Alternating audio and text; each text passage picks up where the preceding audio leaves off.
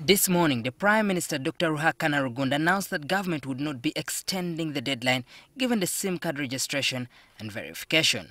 The deadline for deactivating all unregistered, unverified and unvalidated SIM cards as directed by His Excellency President Yoweri Museveni and in accordance with the law will be enforced come midnight 30th August 2017. On Thursday, the Minister of Security, General Henry Tumukunde, had told members of Parliament's ICT committee that various stakeholders from the relevant government departments and agencies were to hold a meeting with telecom operators chaired by the Prime Minister to come up with a final position. Rugunda, who was addressing the media in the company of Security Minister Henry Tumukunde, Frank Tumwebaze, the ICT Minister, noted that approximately 98% of active SIM cards in Uganda are compliant with the requirements of the current registration and verification exercise.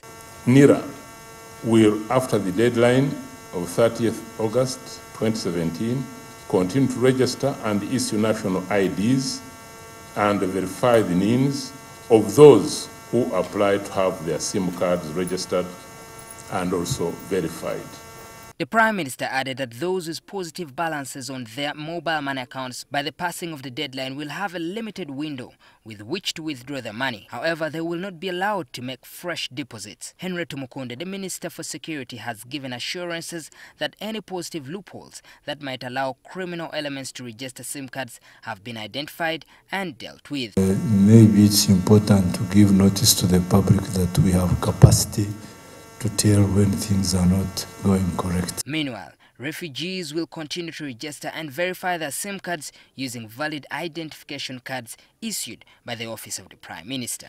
Refugees will continue to register and verify their SIM cards using valid identification cards issued by the Office of the Prime Minister.